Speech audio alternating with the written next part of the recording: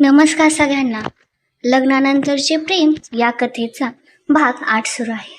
तुम्हाला जर ही स्टोरी आवडत असेल तर प्लीज लाईक करायला विसरू नका आणि सबस्क्राईब पण करा. अहो वहिनी, विसरलात का?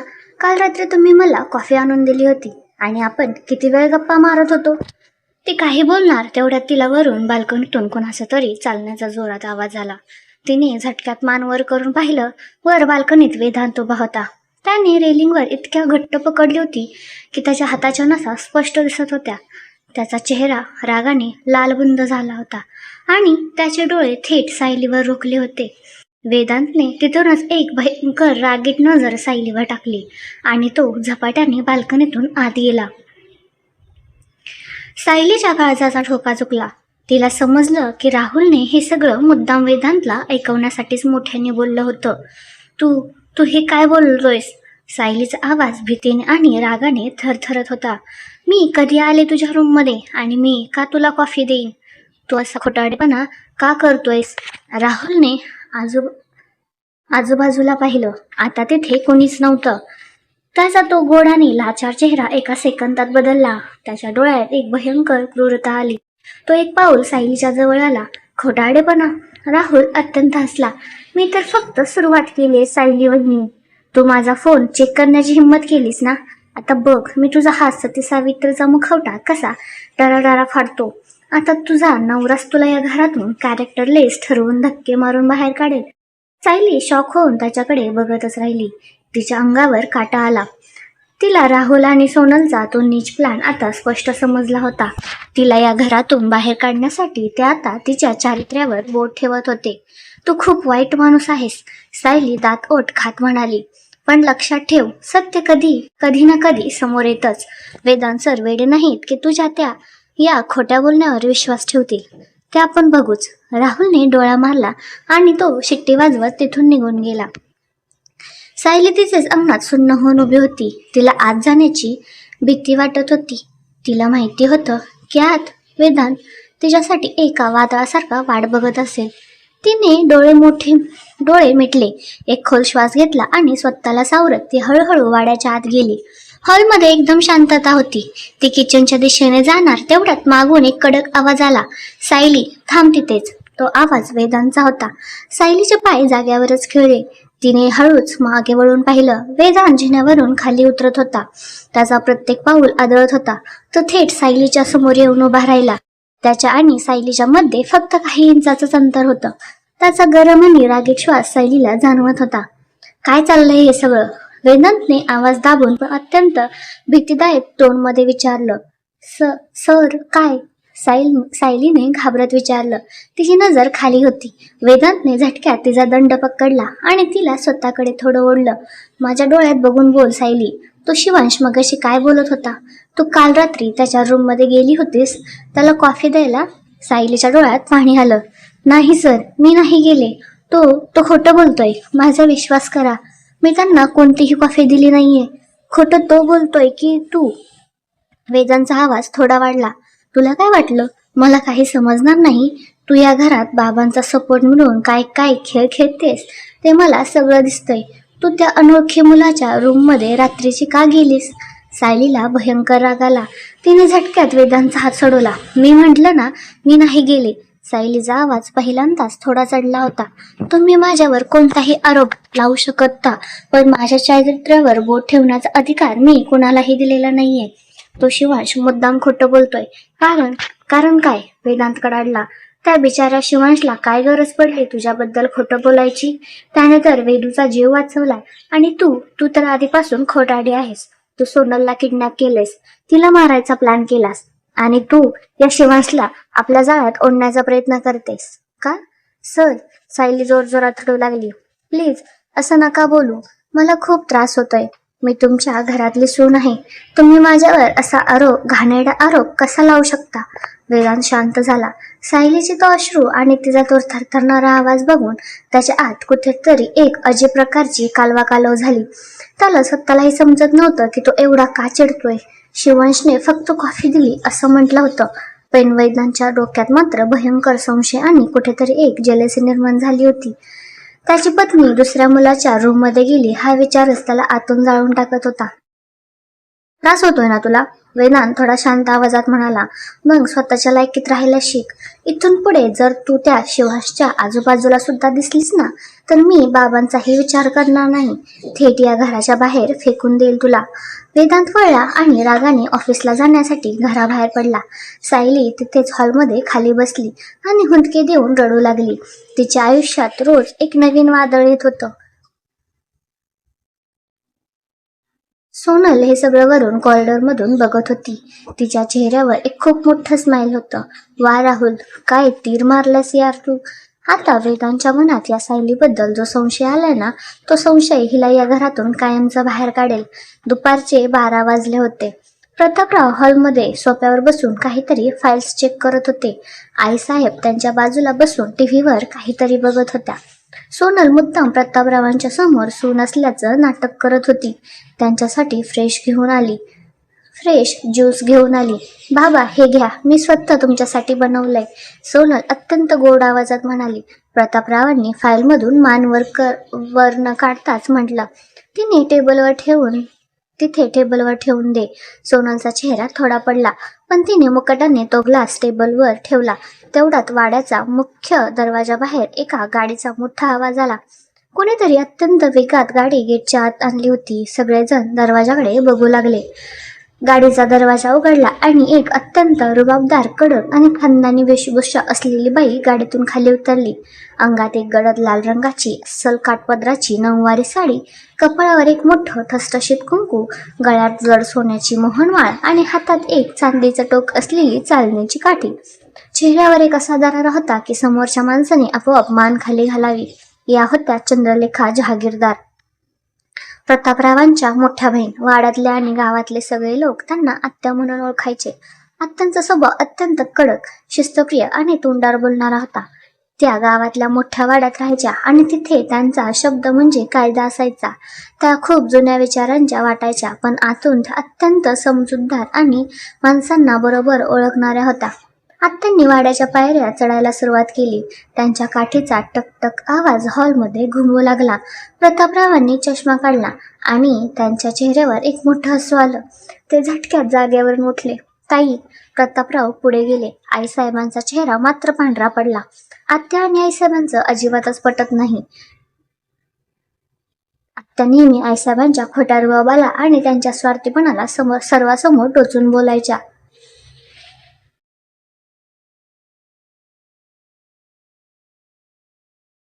आत्या हॉलमध्ये आल्या. प्रतापरावांनी पुढे वाकून त्यांच्या पायांना स्पर्श केला. कसा आहेस रे प्रताप?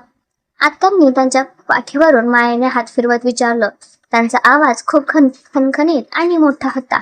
मी एकदम ठीक आहे ताई, पण तू अचानक काही फोन नाही, निरोप नाही आणि गावावरून एकटी झालीस. प्रतापराव हसत म्हणाले. आत्यांनी नजर फिरवून पूर्ण हॉल पाहिला. अरे म्हटलं, माझा भाचा भोल्यावर चढलाय. त्याची नवी नवरी घरात आली आणि मला कुणी साधं बोलवायचं कष्ट सुद्धा घेतलं नाही. म्हणून मीच म्हटलं जाऊन बघावं तरी नक्की काय तमाशा चाललाय पुण्यात. आईसाहेब खोटं हसत पुढे आला. त्यांनी डोक्यावरचा पदर थोडा सावरला. नमस्कार वंस, या ना बसा.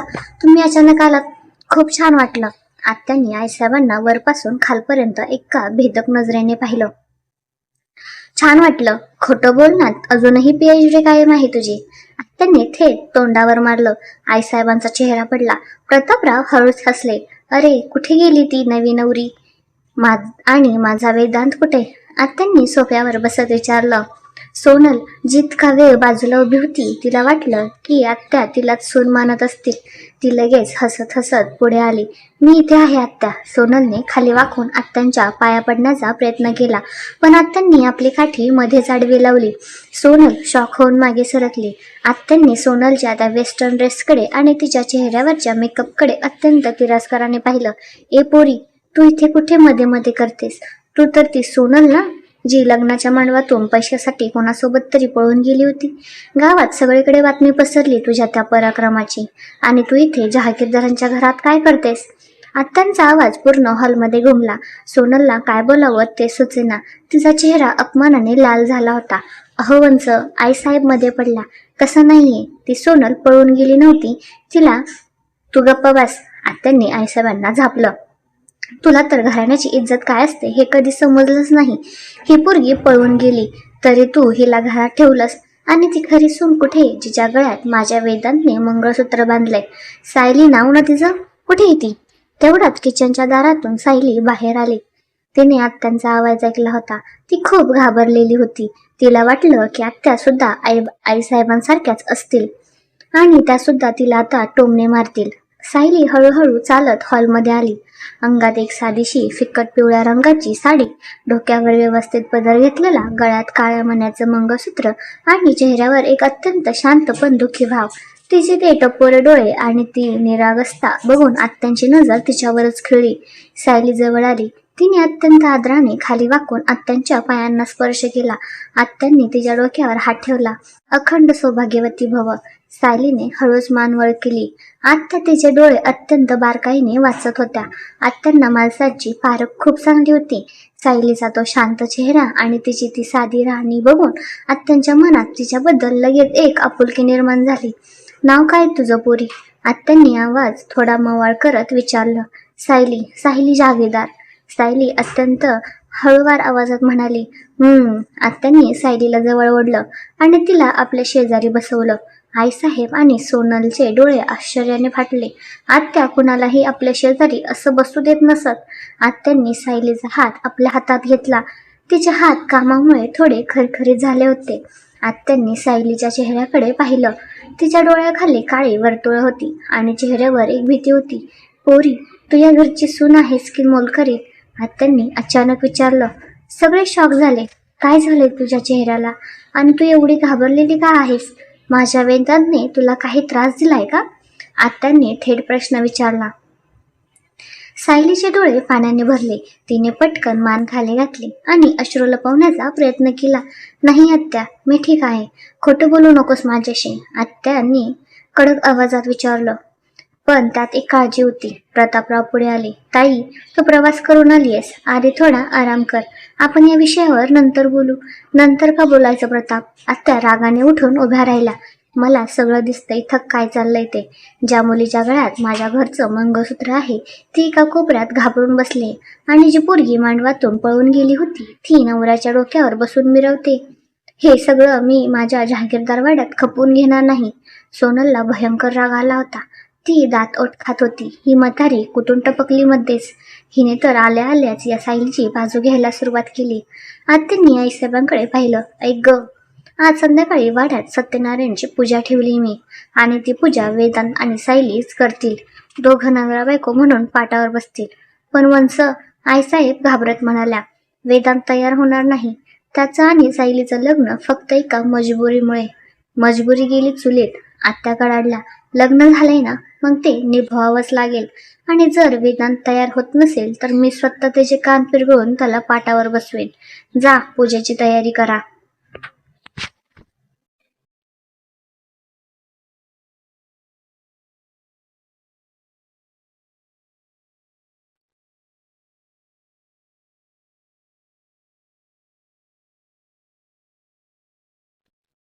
आत्या सायलीचा हात धरून तिला सोबत घेऊन आत गेल्या. सायलीला हे सगळं एखाद्या स्वप्नासारखंच वाटत होतं. आजपर्यंत या घरात फक्त प्रतापरावांनी तिला सपोर्ट केला होता, पण आत्यांचा सपोर्ट हा वेगळाच होता. आत्या तिला हक्क मिळवून देण्याचा प्रयत्न करत होता. संध्याकाळचे 6 वाजले होते. वाड्यात सत्यनारायणच्या पूजेची तयारी पूर्ण झाली होती. गुरुजी आले होते. फुलांची सजावट झाली होती. वेदांत ऑफिसमधून घरी आला. तो खूप थकला होता आणि त्याचं डोकं अजूनही सायली आणि शिवांशच्या त्या विचाराने दुखत होतं. तो हॉलमध्ये आला आणि पूजेची तयारी बघून थांबला. हे काय आहे आई? वेदांतने विचारलं.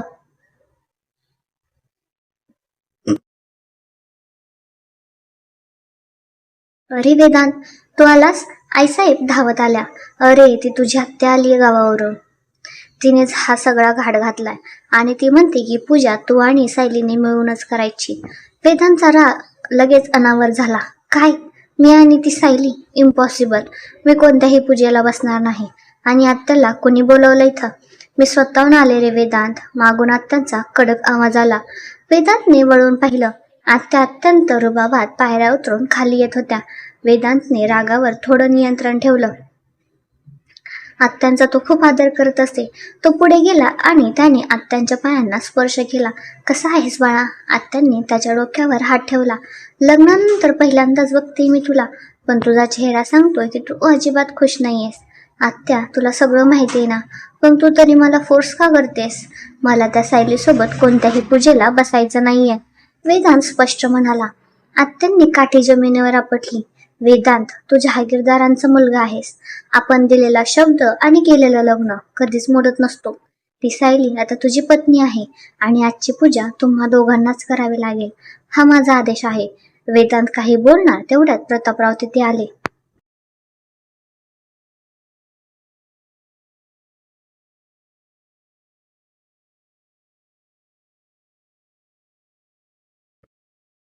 वेदांत, ताई सांगते ते मुकाट्याने ऐक. जा, फ्रेश होऊन खाली ये. वेदांतला नाईलाजाने होकार द्यावा लागला. तो रागाने पाय आपटत स्वतःच्या रूमकडे गेला. तिकडे सायलीला आत्यांनी रूममध्ये तयार होण्यासाठी पाठवलं होतं. आत्यांनी तिला त्यांची स्वतःची एक अत्यंत पारंपरिक भारी सिल्कची साडी नेसायला दिली होती. सायली वेदांतच्या रूममध्ये गेली. रूममध्ये वेदांत नव्हता. तो बाथरूममध्ये फ्रेश व्हायला गेला होता. सायलीने ती साडी बघितली. ती साडी खूप सुंदर होती. गडद हिरव्या रंगाची साडी आणि त्यावर लाल रंगाचा मोठा काठ. सायलीने ती साडी अत्यंत व्यवस्थित नेसली. तिने केस मोकळे सोडले, कपाळावर एक छोटीशी लाल टिकली लावली आणि गळ्यात फक्त ते मंगळसूत्र ठेवलं. ती आरशासमोर उभी राहिली. ती खरंच खूप सुंदर दिसत होती. तेवढ्यात बाथरूमचा दरवाजा उघडला. वेदांत बाहेर आला. त्याने फक्त एक पांढरा पायजमा घातला होता आणि वरचा पांढरा कुर्ता तो हातात घेऊन बाहेर आला होता. तो कुर्ता घालण्याच्या प्रयत्नात होता, पण कुर्त्याचं एक मागचं बटन अडकलं होतं. तो चिडून ते बटन ओढत होता. त्याची नजर अचानक आरशात गेली.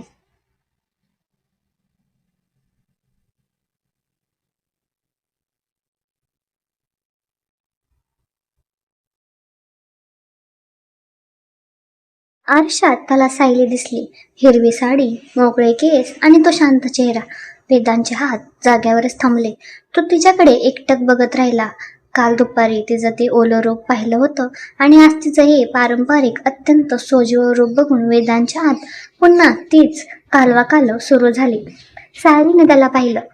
तिला जाणवलं की तो कुर्त्याचं बटन लावण्यात अडकत आहे. ती थोडी घाबरली होती, पण हळूच वळली आणि वेदांच्या दिशेने 2 पावलं पुढे आली. मी मदत करू का? सायली अत्यंत दबक्या आणि हळव्या आवाजात म्हणाली. वेदांतने काही उत्तर दिलं नाही. तो फक्त तिच्या डोळ्यात बघत होता. सायली आणखी जवळ आली. ती वेदांतच्या इतकी जवळ होती की तिला त्याचा परफ्यूमचा तो कडक सुवास आणि त्याच्या शरीराची उष्णता जाणवत होती. तिचे हात थरथरत होते. तिने हळूच आपले हात वर केले आणि वेदांच्या कुर्त्याला त्या मागच्या बटनाला हात लावला. जेव्हा सायलीचा थंड बोटांचा स्पर्श वेदांच्या मानेला झाला, तेव्हा वेदांच्या अंगावर एक हलकासा काटा आला. त्याचा श्वास अचानक जड झाला. त्याने खाली बघितलं. सायलीचा चेहरा त्याच्या छातीजवळ होता. ती पूर्ण लक्ष देऊन ते अडकलेले बटणं काढत होती. ती इतकी जवळ होती की वेदांतला तिच्या केसातून येणारा तो मोगऱ्याचा गोड सुवास येत होता. वेदांतला वाटत होतं की त्याने तिला जवळ ओढावं. त्याला त्याच्या भावनावर कंट्रोल ठेवणं खूप कठीण जात होतं. झालं, सायली हळूच म्हणाली आणि तिने 2 पावलं मागे घेतली. वेदांत वाहनावर आला. त्याने पटकन मान बाजूला वळवली. थँक्स, तो अत्यंत कोरड्या आवाजात म्हणाला आणि तो झपाट्याने रूमच्या बाहेर पडला. सायली स्वतःच्याच धडधडणाऱ्या हृदयावर हात ठेवून उभी होती. हा क्षण तिच्यासाठीही खूप वेगळा होता. खाली हॉलमध्ये पूजेला सुरुवात झाली. वेदांत आणि सायली गुरुजींच्या समोर पाटावर शेजारी शेजारी बसले होते. आत्या एका खुर्चीवर बसून अत्यंत समाधानाने हे सगळं बघत होत्या. सोनल एका कोपऱ्यात उभी राहून रागाने दात ओठ खात होती. तिचा जळफळाट होत होता. हा माझा वेदांत आहे आणि ही भिकारडी त्याच्या शेजारी बसून पूजा करते. राहुल सुद्धा तिथेच उभा होता.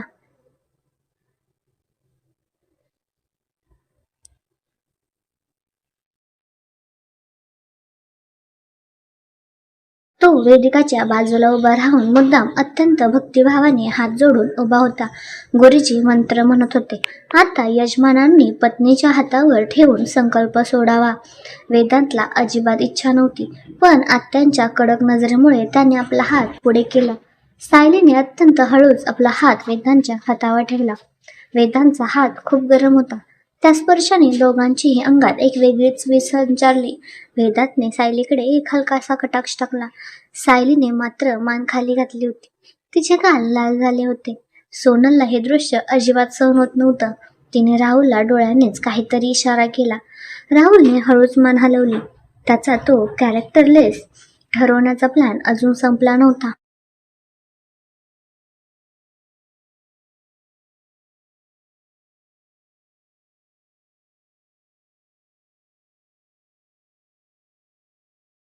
जेव्हा पूजा संपली आणि सगळे लोक आरतीसाठी उभे राहिले, तेव्हा राहुल मुद्दाम सायलीच्या मागच्या बाजूला जाऊन उभा राहिला.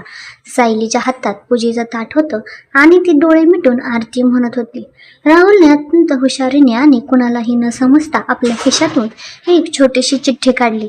त्या चिठ्ठीवर काहीतरी लिहिलं होतं. त्याने ती चिठ्ठी सायलीच्या साडीच्या पदराच्या एका छोट्याशा घडीत हळूच खोचून दिली. राहुलला वाटलं कुणीही पाहिलं नाही. तो मुकाट्याने पुन्हा वेदिकाच्या बाजूला जाऊन उभा राहिला. आरती संपली. सगळे लोक प्रसाद घेण्यासाठी पुढे येऊ लागले. वेदांत सायलीच्या बाजूला उभा होता. राहुलने मुद्दाम सोनलला इशारा केला. सोनल लगेच पुढे आली. सायली, तुझ्या साडीच्या पदरात हे काय अडकलंय?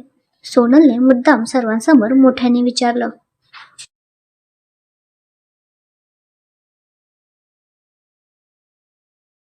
सायली दचकली. तिने खाली पाहिलं. तिच्या पदरात एक कागदाची चिठ्ठी अडकली होती. तिने ती चिठ्ठी हातात घेतली. हे काय आहे? मला माहिती नाही. सोनलने झटक्यात ती चिठ्ठी सायलीच्या हातातून ओढून घेतली. अरे वा, चिठ्ठी? कुणी दिली तुला ही चिठ्ठी? सोनल खोटं हसत म्हणाली आणि तिने ती चिठ्ठी उघडली. चिठ्ठी उघडता सोनलने मुद्दाम डोळे मोठे केले आणि तिने ती चिठ्ठी वेदांतच्या हातात दिली. वेदांत, हे बघ, तुझ्या या सती सावित्री बायकोचे चाळे बघ, सोनल मोठ्याने म्हणाली. वेदांतने ती चिठ्ठी वाचली आणि त्याच्या पायाखालची जमीनच सरकली. त्याचा चेहरा रागाने लालबुंद झाला. त्या चिठ्ठीवर लिहिलं होतं, तुझी आजची साडी खूपच सुंदर दिसते. रात्री 11 वाजता बागेत भेट. तुझी वाट बघतोय. तुझा शिवांश. हॉलमध्ये अचानक भयंकर शांतता पसरली. सगळेजण शॉक होऊन सायलीकडे बघू लागले.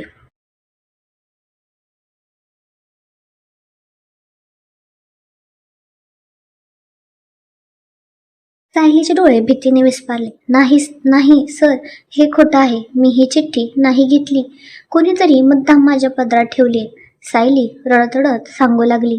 वेदांतने रागाने तो कागद चुरगळला आणि त्याने अत्यंत भयंकर नजरेने सायलीकडे पाहिलं. खोटं, वेदांत दात होत खात म्हणाला. तू सकाळी सुद्धा शिवांशच्या रूममध्ये होतीस आणि आता ही चिठ्ठी. तू इतक्या खालच्या थराला जाशील सायली. माझ्या घरात राहून तू दुसऱ्या मुलांसोबत अफेअर चालवतेस. दादा, काय बोलतोयस तू? वेदिका मध्ये पडली. ती चिठ्ठी कोणीही लिहू शकतं. वेदू, तू मध्ये पडू नकोस, वेदांत ओरडला. त्याने राहुलकडे पाहिलं. शिवांश, इकडे ये. राहुल अत्यंत घाबरलेलं नाटक करत पुढे आला. ही चिठ्ठी तू दिलीस हिला? वेदांतने रागाने विचारलं. राहुलने पटकन हात जोडले आणि तो रडक्या आवाजात म्हणाला, नाही दादा, माझा विश्वास करा, मी काहीच दिलं नाहीये. उलट वहिनी सकाळपासून माझ्या मागे लागल्यात. त्या मुद्दाम माझ्या रूमजवळ येत होत्या. मी त्यांना इग्नोर करत होतो, पण आता त्यांनी ही चिठ्ठी स्वतःच्याच पदरात ठेवून तुम्हाला मला अडकवण्याचा प्रयत्न केलाय. राहुलने अत्यंत नीचपणे सगळा दोष सायलीवर ढकलला. सायलीला वाटलं की ती आता धरती दुभंगून जावी आणि तिने यात गडप व्हावं. तिच्या चारित्र्यावर सर्वांसमोर इतका घाणेरडा आरोप लावला जात होता. सोनलने मुद्दाम आगीत तेल ओतलं. बघितलं बाबा, ही आहे तुमची आवडती सून. ही या घरात राहून जहागीरदारांच्या इज्जतीचे धिंडवडे काढते. वेदांचा राग आता कंट्रोलच्या बाहेर गेला होता. त्याने सायलीचा हात जोरात पकडला.